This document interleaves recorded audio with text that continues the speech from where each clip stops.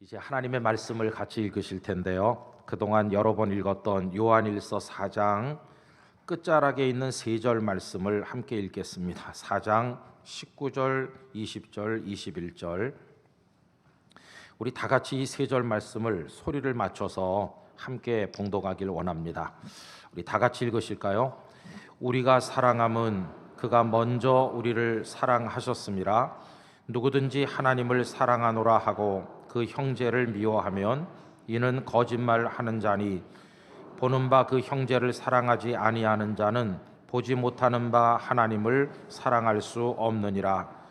우리가 이 계명을 주께 받았나니 하나님을 사랑하는 자는 또한 그 형제를 사랑할지니라. 아멘.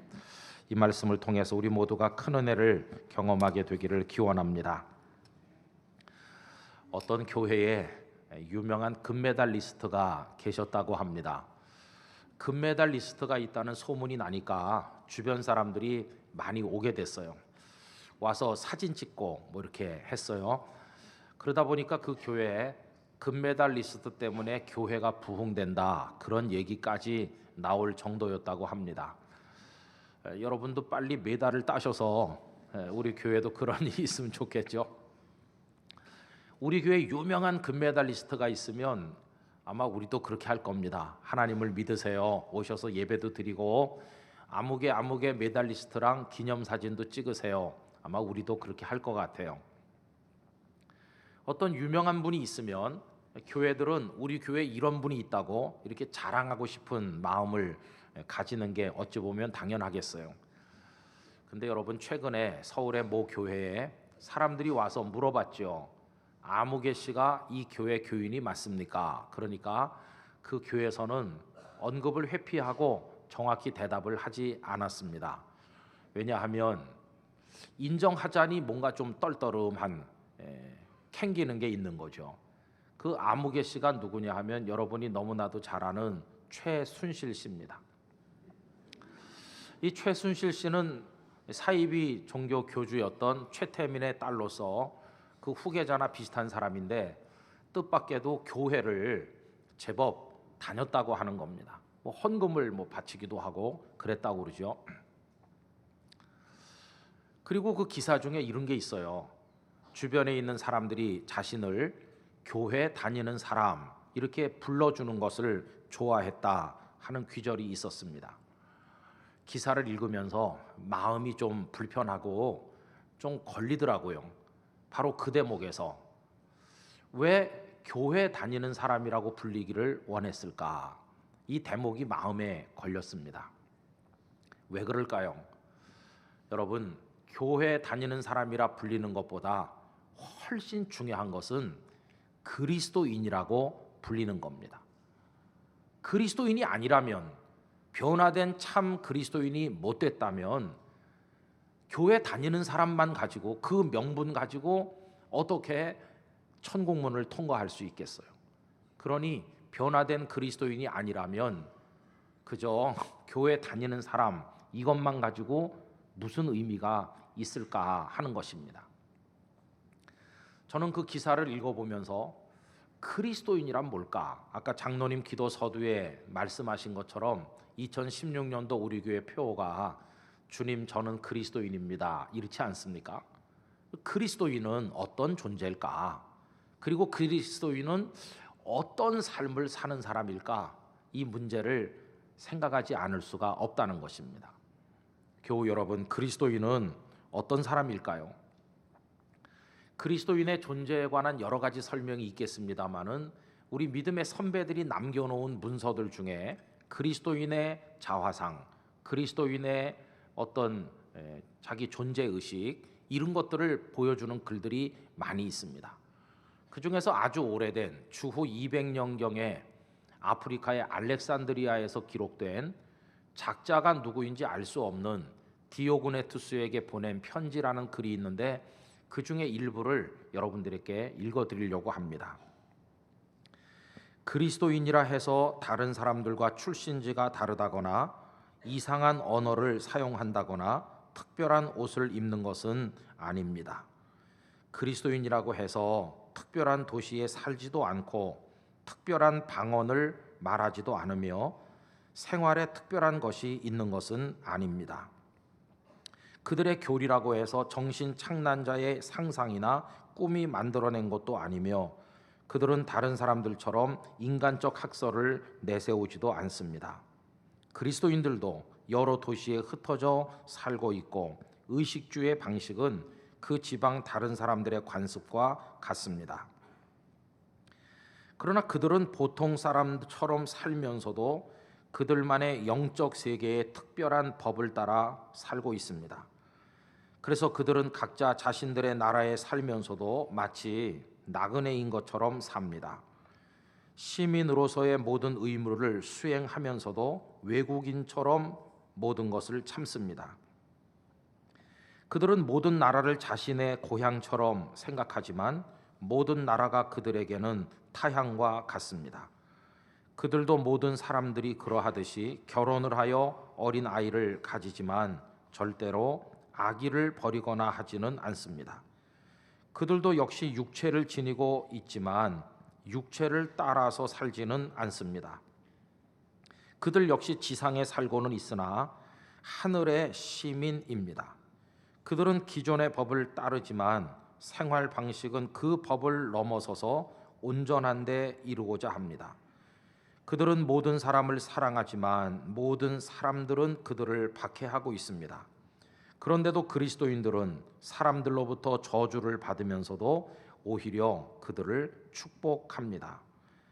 영혼이 육체 안에 있기는 하지만 육체에 속하지 않은 것처럼 그리스도인들도 이 세상 안에 살기는 하지만 이 세상에 속하지는 않습니다. 하나님께서 그들에게 주신 지위가 한없이 고상한 것이기에 그것을 결코 포기할 수 없다고 생각합니다. 그리고 영혼이 굶주림과 목마름을 통해 오히려 성장하듯이 그리스도인들은 박해를 당할 때 날로 계속해서 증가합니다. 이렇게 그리스도인 됨에 관해서 써내려가고 있습니다. 그리스도인들은 세상에 살기는 하는데 세상에 속해 있지는 않다. 세상 사람들이 먹는 거 같이 먹고 세상 사람들이 입는 옷을 같이 입지만 전혀 다른 가치관을 가지고 살고 있다. 그들은 땅에 있지만 하늘에 속한 사람으로 산다. 이런 내용들을 언급해주고 있는 것이죠. 여러분, 그리스도인들은 이런 사람들이라 하는 것입니다. 12월 첫째 주일을 맞이했습니다. 며칠 전 12월 1일이 되려고 할 때 집에 가니까 저희 딸의 하나가 이렇게 말했습니다. 아빠, 11달 동안 너무나 하나님 앞에 죄송한 것도 많고 해서 이 한 달 동안에 뭘 해보려고 그래요. 뭐 하려고 그러는데 내가 성경을 신구약 성경 일독을 하려고 그래요. 하루에 40장 정도 읽으면 12월 한 달 동안 성경 일독을 할 수 있다는 거죠. 그래서 제가 이제 격려를 해줬어요. 12월 1일이 됐는데 새벽기도 왔다가 가니까 벌써 꼭두 새벽에 깨서 한 20장 읽었다고 그래요. 제 마음속에 기특하다 그런 생각이 들면서 우리 가족들이 함께하는 가족 카톡방에다가 이런 글을 올렸습니다. 할 수만 있다면 우리 가족 6명이 다 12월 달에 성경을 일독하는 게 어떨까 이렇게 글을 올렸어요. 그리고 이제 저도 읽어야 되겠으니까 목양실에서 마태복음 1장부터 시작을 해서 이제 빠른 속도로 읽기 시작했습니다. 하루에 40장은 읽어야 되니까요. 1장 읽고 2장 읽고 3장 읽고 쭉 이렇게 읽어 나가는 동안에 큰 은혜와 감동을 받게 됐어요. 1장, 하나님의 아드님이신 예수님께서 아브라함과 다윗의 자손이라는 형식을 빌려 이 땅에 탄생하는 이야기가 나옵니다. 2장, 그 예수님께서 베들레헴 마구간에 나셨을 때 동방의 박사들이 찾아와서 경배한 이야기가 나옵니다. 그러면서 그 다음에 예수님의 말씀, 예수님의 삶 이걸 쭉 읽어 내려가는데 큰 감동을 받게 됐습니다. 그때 제 가슴에 떠오른 하나의 단어가 있었는데 그게 뭐냐 하면 하늘이라고 하는 단어였습니다. 여러분, 예수님께서 탄생하신 그 대목을 읽을 때 어떤 느낌을 받았느냐 하면 칠흑같이 캄캄한 이 세상, 빛이라고는 한 줄기도 없는 이 세상에 저 하늘 한복판에 바늘구멍만한 구멍이 뽕 뚫리더니 그 작은 구멍을 통해 이 세상에는 없는, 이 세상 저 너머 바깥에만 있는 생명의 빛이 그 작은 바늘구멍을 통해서 이 세상으로 막 확 쏟아져 내려오는 듯한 감동을 받게 됐습니다. 하늘에 계시던 하나님의 아드님 예수님께서 이 땅에 탄생하신 사건은 칠흑같이 어두운 이 땅의 세상에 빛이신 그분이 임하신 사건이 아니겠습니까? 생명의 빛이신 그분이 그 작은 구멍을 통해 우리에게 쏟아져 들어오는 빛처럼 이 땅에 탄생하셨구나, 그런 감동이 확 밀려오는 것을 느끼게 되었습니다. 여러분, 하나님의 아드님이 이 땅에 탄생하신 이 사건은 그 주제가 무엇일까요? 한마디로 말하면 이 세상을 향한, 세상에 살고 있는 죄인들을 향한, 우리 각자를 향한 하나님의 사랑, 이것이 바로 그 주제가 아니겠습니까? 사랑이 주제인 것입니다.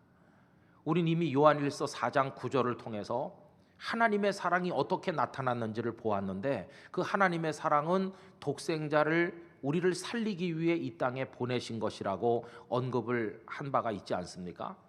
여러분, 화면을 통해서 요한일서 4장 9절 다시 한번 다 같이 읽겠습니다. 하나님의 사랑이 우리에게 이렇게 나타난 바 되었으니 하나님이 자기의 독생자를 세상에 보내심은 그로 말미암아 우리를 살리려 하심이라. 아멘. 그래서 복음서는 하늘에 구멍이 생긴 거, 하늘이 열리기 시작한 거, 그리고 하늘에 계시던 하나님의 아드님이 이 땅의 어둠의 세상에 빛으로 내려오신 사건을 보여주는데, 하나님의 사랑의 스토리, 그 한복판에 저와 여러분의 구주이신 예수님께서 서 계시다 하는 것입니다. 그럼 여러분, 그 이후로 예수님은 어떻게 사셨고 이 땅에서 어떤 일을 하셨을까요? 우리는 땅에서 나서 땅에 속한 원리를 따라 살면서 땅의 사람으로 존재하니까 뭐 그게 당연한 듯이 보이지만, 하늘에 속해 계시던 분이 땅에 오셔서 땅에서 사는 삶은 어떠했을까? 그게 굉장히 궁금한데, 마태복음을 빠른 속도로 읽는 동안에 놀라운 감동들을 경험하게 됐어요. 여러분, 예수님께서 이 땅에 오셔서 사시는 모습을 언뜻 보면 하늘과 모든 관계가 끊어지고 완전히 땅에 동화된 것처럼 보이기도 했습니다. 사람들이 먹는 음식 같이 잡수시고, 사람들이 입는 옷을 같이 입으시고, 양아버지 요셉처럼 목수일을 배워서 목수로 살아가는 예수님을 다른 사람들이 바라보면 누가 하늘과 연결된 분이라는 생각을 하겠습니까? 사람들은 다 똑같은 땅의 사람인 정도로 예수님을 대했고, 오히려 자신들보다 더 아래에 있는 분처럼 경멸할 때도 많이 있었습니다. 예수님께서 등장하자 시골뜨기야, 볼품없는 저 시골 선생에 불과해, 이렇게 예수님을 깔보고 경멸하지 않았습니까? 그래서 예수님은 하늘의 일은 다 이제 벗어버리고 완전히 땅의 사람들 중에 한 사람으로 동화되신 것처럼 보일 때가 있었다는 것입니다. 그러나 이건 사람들의 착각이었습니다. 예수님 안에는 여전히 하늘에 속한 하나님의 아드님으로서의 영광과 능력이 고스란히 살아남아 있었습니다. 예수님은 단 한순간도 당신이 하나님의 아들이시며 그리고 이 땅의 죄인들을 구원하러 오신 메시아이심을 잊으신 적이 단 한 번도 없으십니다. 예수님은 하늘에서 이 땅에 오셨고 땅에 동화돼서 땅의 사람들과 같이 살다가 함께 멸망할 그런 존재가 아니라, 그분은 땅에 오셔서 땅의 사람들을 선택하여 하늘로 데리고 가실, 다시 오셨던 그곳으로 돌아가실 그런 분이 바로 예수님이셨습니다. 그래서 예수님은 이 땅에 하늘을 가져오신 분이라고 이야기할 수 있을 것입니다. 여러분, 그러기에 예수님은 땅에서 나서 땅에서 살면서 땅의 원리밖에 모르는 땅의 사람들에게 하늘이 어떤 것이며 하늘의 삶은 어떤 것인가를 알려주는 일을 위해 자신의 모든 걸 바치셨습니다. 여러분, 예수님 세상에 오셔서 외치신 첫 메시지가 무엇입니까? 그것은 회개하라 였습니다. 왜 그렇습니까? 죄라고 하는 것이 이 땅의 세상에서는 당연한 것처럼 여겨지는지도 모르고 오히려 죄를 약삭빠르게 잘 짓는 사람이 성공하는 곳인지도 모르지만 이 죄는 결코 하늘의 원리는 아니기 때문에 하늘의 사람이 되길 원한다면 죄가 청산되지 않으면 안 되기 때문에 첫 음성이 회개하라 이거였습니다. 여러분, 회개하라는 말씀 그 다음에 붙어 나온 말씀이 뭡니까? 천국이 가까웠느니라. 천국은 하늘나라 아닙니까? 하늘나라가 이 땅에 임하니 땅에 속한 백성들이여 그대들이 하늘의 백성이 되길 원한다면 첫 번째 조건인 회개부터 하라, 이렇게 예수님은 말씀을 하셨다는 것입니다. 그래서 여러분, 마태복음을 빠르게 읽으면서 느끼는 것은 예수님의 모든 말씀, 어떻게 하면 땅에서 성공하고 어떻게 하면 땅에서 잘 되는 비결을 가르치신 말씀이 아니라 비록 두 발은 땅에 디디고 살고 있지만 하늘의 백성답게 사는 법이 뭔지 그걸 알려주는 말씀이 예수님의 말씀임을 깨닫게 되었습니다. 여러분, 그 마태복음 5장, 6장, 7장을 우리가 특별히 산상수훈이라고 부르는데, 산상수훈은 땅의 원리에 사는 사람, 원리에 따라 사는 사람에게 주신 말씀이 아니라 하늘의 원리를 따라 살고 싶어하는 자들에게 주신 말씀인 것을 우리가 알고 있습니다. 벌써 5장이 시작되는 첫 부분, 그 8가지 복, 팔복의 말씀이 나오는데 팔복 자체가 이 땅의 기준으로 보면 절대로 복일 수 없는 것을 예수님은 복이라고 말씀하고 있지 않습니까? 세상에서는 부자를 복이라고 복 있는 사람이라고 생각하는데 예수님은 심령이 가난한 자가 복되다고 하셨습니다. 세상에서는 웃는 사람이 복 있는 사람이라 말하는데 예수님께서는 애통하는 사람이 복되다고 하셨죠. 세상에서는 배부르게 먹는 사람을 복 있는 사람이라고 여기건만 예수님은 줄이고 목마른 사람이 복 있다고 하십니다. 이 세상에서는 힘을 가지고 다른 사람 밀쳐내면서 자기가 가지고 싶은 걸 손에 넣는 사람을 복 있는 사람이라고 말하는 반면 예수님은 온유한 사람이 복되다고 하십니다. 긍휼히 여기는 사람이 복된 사람이고, 이렇게 내려가다가 끝에 핍박을 받는 사람이 복되다고 하는 이 세상의 원리로는 도저히 이해할 수 없는 말씀까지 예수님께서 하신 게 아닙니까? 그 다음 얘기들도 다 같은 맥락입니다. 세상에서는 마음속으로 무슨 나쁜 생각을 하더라도 행동에 옮기지만 않으면 죄가 아니라고 생각하는데 예수님께서는 생각만으로도 죄가 된다는 걸 말씀하셨죠. 그 예를 들면 지나가는 여인을 보고 욕심만 품어도 이미 마음에 간음하였다고 전혀 다른 기준을 말씀하시지 않았습니까? 예수님의 모든 말씀은 하늘의 삶의 원리가 뭔지를 가르치시는데 그 초점이 있었습니다. 그리고 그 말씀의 절정이 어디에 와서 나타나고 있습니까? 내 원수를 사랑하라는 데서, 너를 핍박하는 자를 위해서 기도하라는 말씀에까지 오면 하늘에 속한 삶의 원리의 절정에 도달하는 것을 볼 수 있습니다. 여러분, 이 세상에서는요, 탈리오의 법이 작용을 해서 눈에는 눈으로 갚고 이에는 이로 갚는 게 일반적인데 예수님께서는 원수를 사랑하고 너를 핍박하는 자를 위해 기도하라고까지 말씀을 하신 것입니다. 그러면서 이 땅에 속해 살던 사람들 중에 아주 소수겠지만 그 하늘의 원리를 들으면서 나도 이제는 하늘에 속한 사람으로 살아야지 하는 그런 이들을 예수님은 불러 모으기 시작을 하신 것입니다. 예수님께서 이 땅에 탄생하실 때만 해도 하늘에 속해 사는 사람이 극소수인 것처럼 보였습니다. 예수님의 모친 마리아라든지 양아버지 요셉 정도, 그리고 뭐 안나나 시므온 같은 소수의 사람만이 있는 것처럼 보였으나 시간이 지나면서 하늘에 속한 사람으로 살기를 원하는 이들이 조금씩 늘어가는 것을 보여주고 있습니다. 그래서 예수님께서 갈릴리 해변가에서 부르신 그 몇 사람, 가버나움 세관에서 부르신 그 사람, 이런 이들이 모여서 예수님의 제자라고 불리게 되었고 그 숫자가 점점 늘어나게 됐습니다. 예수님의 제자가 된다는 것은 무슨 뜻일까요? 비록 지금은 이 땅에 살면서 이 땅의 한계 속에 고통받고 있긴 하지만 이제 땅을 목표로 살지 않고 하늘을 목표로 삼아서 하늘의 원리에 따라 남은 인생을 살며 하늘 나라를 향해 나가겠습니다. 이렇게 결단하는 거, 그게 바로 예수님의 제자가 된다는 뜻이었습니다. 그래서 예수님의 제자가 되는 사람들은 인생의 목적을 정할 때도, 다른 사람과의 관계를 맺을 때도, 어떤 문제를 해결할 때도 세상의 사람들과는 달라야만 했던 것입니다. 세상 사람들이 분노하고 폭력적으로 살지만 예수님의 사람들은 겸손하게 인내하면서 참아야만 했습니다. 세상 사람들이 속임수를 밥 먹듯이 사용하지만 예수님께 속한 사람들은 손해를 보면서도 진실만을 이야기해야만 했습니다. 세상의 사람들이 생명을 귀하게 여기지 아니하고 심지어 자식을 유기하고 그런 일을 저지르는 동안에도 하늘에 속한 사람들은 생명을 거두고 생명을 섬기고 생명을 돌보는 일을 위해 헌신해야만 했습니다.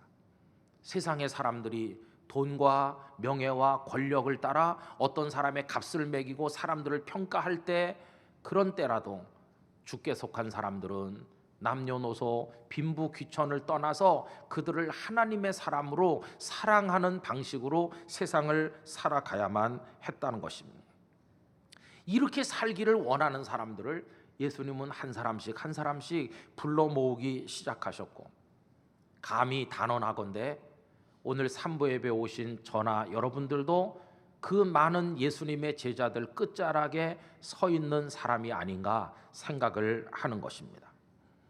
이처럼 예수님은 하늘에 계신 분이었고 하늘로부터 오신 분이었으며, 그리고 이 땅에 하늘을 가져오신 분이시고 하늘의 삶의 원리를 가르치신 분이시고 하늘의 삶의 원리에 따라 살다가 하늘로 올라가길 원하는 이들을 불러 모으기 위해서 오신 분, 우리 구주 예수님이신 것입니다. 예수님께서 하늘이신데 이 땅에 오신 그 다음부터 이 땅에 하늘이 같이 공존하기 시작했습니다. 이제 하늘의 원리에 따라 살던 사람들이 꽉 차 있던 세상에 힘들고 어렵고 눈물 날 만큼 고통스럽지만 하늘의 원리에 따라 사는 사람들이 곳곳에 틈틈이 한 명 두 명 섞여 사는 그런 현실이 되었습니다. 지금 70억이 넘는 지구촌 사람들이, 많은 이들이 그 중에 땅의 원리에 따라 욕망을 따라 살고 있지만 그 중에 드물기는 하지만 여기저기 가만히 보면 하늘의 원리에 따라 살며 장차 하늘로 올려지길 원하는 하나님의 사람들이 섞여 있는 것을 발견하게 된다는 것입니다. 그리고 우리들도 그들 중에 한 사람이 되기를 간절히 원하고 있는 것입니다. 그런데 지나간 2000년 역사를 보면 언제나 땅의 세력은 다수였고 강한 반면에 하늘의 세력은 약했고 하늘에 속해서 살기를 원하는 사람 숫자도 적었습니다. 그래서 땅에 속해 사는 사람들이 그 힘으로 하늘에 속해 살기를 원하는 사람들을 짓누르고 핍박하고 고통스럽게 만드는 일들이 얼마나 많았는지 모릅니다. 그런데도 그 핍박을 견디면서 그 어려움을 겪으면서도 하늘의 원리에 따라 살길 원하는 사람들은 자신들의 그 삶의 방식을 포기하지 아니하고 믿음을 배신하지 아니하고 끝까지 눈물을 흘리며 심지어 피를 쏟아가면서도 그리스도인의 삶을 지켜 나오지 않았습니까? 어떻게 견딜 수 있었을까? 그들 속에 예수님께서 가지고 오신 이 세상에는 존재하지 않는 선물이 살아서 숨쉬고 있었기 때문입니다. 그 선물들이 뭐냐? 그들의 가슴 속에 빛이 나고 있었던 그 보배들은 도대체 무엇일까요? 그것은 이런 것들입니다. 그 누구도 빼앗아갈 수 없는 참 평안, 다른 게 사라져도 결코 사라지지 않는 참된 기쁨, 그 무엇에도 굴종하거나 속박되거나 얽매이지 않을 수 있게 해주는 참된 그 영혼의 자유, 그리고 모두가 다 두려워서 뒤로 물러갈 때 진리의 깃발을 높이 들고 앞을 향해 당당히 나가도록 만들어주는 진정한 용기, 그리고 눈앞에 있는 유불리를 따지는 것이 아니라 고개를 들어서 저 지평선 수평선 너머에 영원한 하늘나라를 바라보면서 거기 소망을 두고 나가게 만드는 특별한 안목과 거기서부터 발견되는 쇠하지 않는 진정한 소망, 이런 것들이 하늘에 속한 사람들 속에 하나님께서 주신 선물로 보화로 빛이 나고, 그것들을 의지해서 그들은 그 환난과 핍박을 견디면서 그리스도인의 삶이라고 하는 모델을 만들어 우리들에게까지 보여주고 있다는 것입니다. 그래서 그리스도인은 이렇게 사는 거라고 하는 어떤 답이 역사 속에서 형성되어 오늘 우리들에게까지 전달되게 된 것입니다. 오늘 산부 예배 오신 성도 여러분, 이제 우리의 숙제가 뭘까요? 우리도 그 그리스도인의 삶을 살아가야 된다는 것입니다. 구체적으로는 어떻게 사는 것인가? 아까 앞에서 디오고네투스에게 보낸 편지를 제가 읽어드렸습니다마는 아리스티데스라고 하는 2세기의 변증가가 쓴 변증론 문서가 남아있는데, 그 중에 제15장에 보면 그리스도인은 어떻게 사는지를 당시 로마 황제에게 이야기하는 대목이 나와 있습니다. 오 황제여, 그리스도인들은 진리를 두루 찾다가 발견하였으니 우리가 그들의 성경에서 인용한 바와 같이 그들은 여느 백성들보다 진리에 가까이 서 있습니다. 그들은 하나님을 알고 있으며 만유의 창조자로 믿고 있습니다. 그들은 그분에게서 계명을 받았으며 그대로 준수하고 있습니다. 그래서 그들은 간통과 음란한 행동을 하지 않습니다. 거짓 증언을 하지 않습니다. 맡겨진 재물을 횡령하지 않습니다. 자기 것이 아닌 것을 탐내지 않습니다. 부모를 공경합니다. 이웃들에게 친절을 다합니다. 사람 모습을 한 우상들에게 기도하지 않습니다. 남이 싫어하는 것은 하지 않으려고 합니다. 자기를 멸시하는 사람을 설득하여 친구로 삼으며 원수들에게까지 열심히 자선을 베풉니다. 그렇게 하는 데 있어 남녀를 가리지 않는 데다가 심지어 노예들에게까지도 그리스도인이 되자고 권면합니다. 그들은 어디를 가나 겸손과 친절을 다합니다. 과부들을 멸시하지 않으며 고아들을 학대하는 자들의 손에서부터 해방시킵니다. 가진 사람은 못 가진 사람에게 아낌없이 내어주고 나그네가 눈에 띄면 집으로 맞아들이며 마치 친형제처럼 반깁니다. 그들 가운데 가난한 사람이 세상을 떠나면 자신들의 능력이 닿는 대로 장례를 치러줍니다. 그들 중에 누가 그리스도의 이름 때문에 감옥에 갇히면 필요한 것을 돌보아주고 그들이 풀려날 수 있도록 노력을 합니다. 그들 속에 가난한 사람이나 궁핍한 사람이 있다면 이틀이나 사흘을 굶어서라도 그들의 양식을 마련해 줍니다. 그들의 주님이신 하나님께서 명령하신 대로 그들은 그리스도의 계명들을 양심적으로 지키고 있습니다. 그들 중 그렇게 살던 의인이 세상을 떠나면 그들은 슬퍼하기보다는 기뻐하고 감사드리며 마치 그가 한 곳에서 다른 곳으로 옮겨간 것처럼 그의 시신을 장례합니다. 오 황제여, 이것이 그리스도인들이 살아가는 삶의 법칙입니다. 이렇게 보고를 하고 있습니다. 이렇게 사는 것이 그리스도인이 사는 법칙이고 모습이라고 이야기한 것이라면 이제는 우리 차례가 되지 않았습니까? 왜냐하면 저나 여러분 역시 우리 자신을 스스로 그리스도인이라고 생각하고 있기 때문인 것입니다. 부디 바라기는 우리들도 그리스도인의 삶을 살아가게 되기를 원합니다. 그러기 위해서는 땅의 원리를 따라 사는 일을 중단해야 됩니다. 그리고 예수님께서 하늘로부터 오셔서 우리에게 가르쳐 주신 하늘에 속한 사람의 그 삶의 원리들을 터득을 해서 바로 그 삶을 살아나가기 위해서 노력할 때 우리가 그리스도인다운 사람이 되어갈 수가 있을 것입니다. 이제 우리는 뼛속까지 배어있는 땅의 원리를 우리 속에서 뽑아버리는 일을 위해서 노력하지 않으면 안 될 것입니다. 뼛속까지 땅의 원리가 배어 있어서 거기 도취되어 거기 따라 살면서 가끔 한번 예배당에 와서 하나님께 문안 인사를 드리듯 하는 것만 가지고는 결코 우리 자신을 그리스도인이라고 말할 수는 없을 것입니다. 세상과 욕망의 원리에 따라 흘러가는 대로 그 속에서 같이 살다가 기분 좋아지면 조금 어려운 사람에게 주거나 까짓 거 뭐 용서하지, 이렇게 호탕하게 너털 웃음을 웃는다고 해서 그 사람이 정말 그리스도인이 된 것일까요? 그것은 착각이며 자가당착에 불과할 것입니다. 그리스도인은 이 속에 스며있는 모든 땅의 원리들을 뽑아버리고 하늘에 속한 삶의 원리를 깊이 터득을 해서 그것에 따라 살기 위해서 노력하는 자가 되지 않으면 안 될 것입니다. 여러분, 우리는 가끔 주여 주여 이렇게 부르다가 이 땅이 멸망하는 날 땅보다 더 아래에 있다고 우리가 상상해온 저 지옥 음부에 떨어질 그런 존재가 되어서는 결코 안 될 것입니다. 우리들은 비록 땅에 두 발 디디고 살지만 하늘에서부터 오신 그분의 가르침을 배워 하늘의 삶의 원리를 따라 그분을 의지하며 살다가 그분의 능력의 손길을 붙들고 하늘로 올려지는 영광의 사람이 돼야 될 줄로 믿습니다. 그게 바로 그리스도인으로 사는 하늘에 속한 사람의 모습인 것입니다. 하늘에 속한 사람이 살아가야 될 삶의 방식 중에 으뜸이 뭘까? 여러분, 그게 다른 게 아니라 요한일서 4장에서 계속 우리가 보고 있는 사랑, 바로 그것인 것입니다.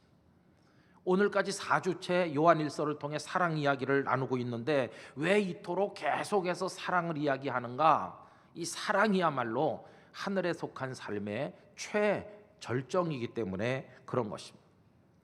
여러분, 하늘에 속한 삶의 원리는 결국은 사랑으로 집약될 수 있습니다.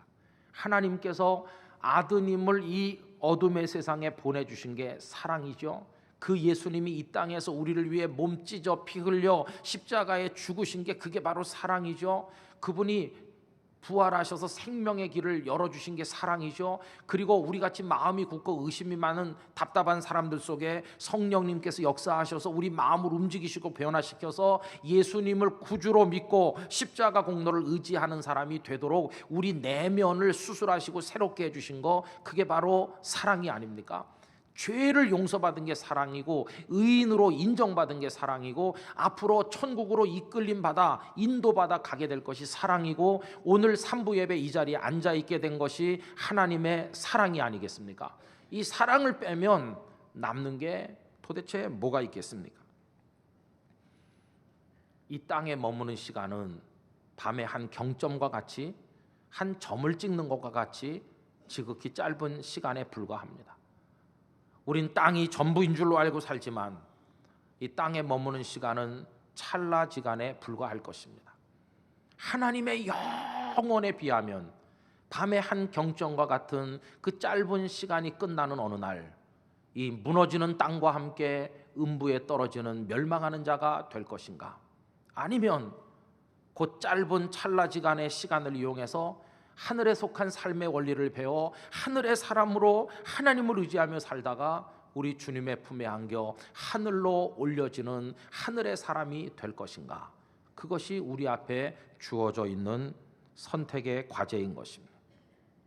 그런 의미에서 이 요한일서 4장은 하늘에 속한 삶의 절정인 이 사랑을 우리에게 계속해서 말씀하고 있는 것입니다.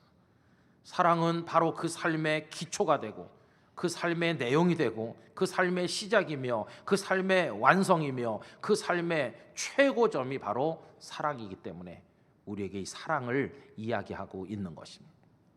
여러분, 세상에 속해 살다 가끔 예배당에 한번 와서 주님 이렇게 부르는 것만으로 그리스도인이 되었다는 생각을 이젠 버려야 되겠습니다. 우리 철저하게 주님이 보여주신 삶의 원리를 따라 살아서 하늘의 백성이 되기를 소망합니다. 위로는 하나님을 사랑합시다. 그리고 우리에게 주신 우리 주변의 소중한 사람들을 주님이 하신 방식으로 사랑하려고 기도하며 잘 못하지만 노력을 기울여 봅시다. 그렇게 할 때 우리 삶은 비록 두 발은 땅에 디디고 있지만 하늘의 능력을 힘입어 강건해질 것이고 하늘의 축복을 받아 거룩해질 것이며 우리가 하늘의 사람처럼 바뀌게 될 때 주님은 우리를 들어올려 하늘나라의 사람으로 세워주실 줄 믿습니다. 그래서 우리는 오늘 읽은 이 3절 본문을 이 마지막으로 다시 한번 읽음으로써 우리 마음의 결론을 삼고 이제는 내가 사랑의 사람으로 나의 남은 평생을 살아 하늘의 백성이 되리라, 그런 결단을 하고자 하는 것입니다. 오늘 본문 19절부터 21절까지를 소리를 내서 우리 다 같이 한 번 더 읽기를 원합니다. 우리가 사랑함은 그가 먼저 우리를 사랑하셨습니다. 누구든지 하나님을 사랑하노라 하고 그 형제를 미워하면 이는 거짓말하는 자니 보는 바 그 형제를 사랑하지 아니하는 자는 보지 못하는 바 하나님을 사랑할 수 없느니라. 우리가 이 계명을 주께 받았나니 하나님을 사랑하는 자는 또한 그 형제를 사랑할지니라. 할렐루야. 다 같이 기도하도록 하겠습니다. 아버지 하나님, 땅의 원리에 도취돼서 땅의 사람으로, 욕망의 사람으로, 죄악의 사람으로 살면서 가끔 하나님 이렇게 한번 부르는 것만으로 어찌 저희들이 하나님의 자녀라 할 수 있겠습니까?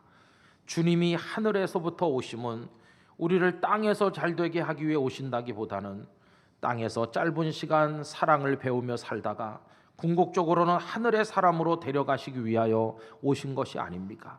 이제 저희들이 그 원리를 배워 하늘에 속한 사람으로, 사랑의 사람으로 살아가게 하여 주시옵소서. 여러분, 이런 기도 제목을 가지고 우리 자신을 위하여 다 같이 하나님 앞에 합심하여 통성 기도를 드리겠습니다. 오 거룩하신 아버지 하나님, 오늘 이 귀중한 말씀을 저희들이 주님의 뜻에 비추어 묵상할 수 있도록 특별한 시간을 허락하여 주심을 감사를 드리옵나이다. 아버지 하나님, 독생자 예수님을 세상에 보내심은 저희들에게 하늘의 삶을 가르치시기 위함이며 참사랑을 보여주시기 위함이요, 아버지 하나님이여 그 사랑을 배워 살 사람들을 불러 모으시고 장차 영원한 하늘로 우리를 데려가시기 위함이 아닙니까? 이제는 하늘에 속한 사람이니 더 이상 땅에 속하여 허덕이는 삶을 살지 않도록 도와주시옵시고 사랑의 원리를 배워 하늘에 속한 사람으로 살다가 주님 품에 안겨 영원한 천국의 백성 되게 하여 주시기를 원합니다. 우리 모두에게 그러한 축복을 내려 주시옵소서. 입으로만 주여 주여 하면서 땅의 원리에 사로잡혀 멸망의 길을 걷는 저희들이 되지 않게 하시고 우리 주님이 가르치시고 보여주신 그 말씀과 모범을 따라 하늘의 원리를 따라 사는 하늘에 속한 하나님의 사람이 되게 하사 땅이 멸망하여 녹아져 없어질 때 저희들은 하늘로 올림을 받는 천국의 백성들이 되게 하여 주시옵소서. 그 절정이 사랑임을 깨닫게 하셔서 하나님을 사랑하고 주어진 이들을 사랑하며 하나님의 뜻대로 사는 땅끝 가족들 다 되게 하여 주시옵소서. 예수님의 이름으로 기도드리옵나이다. 아멘.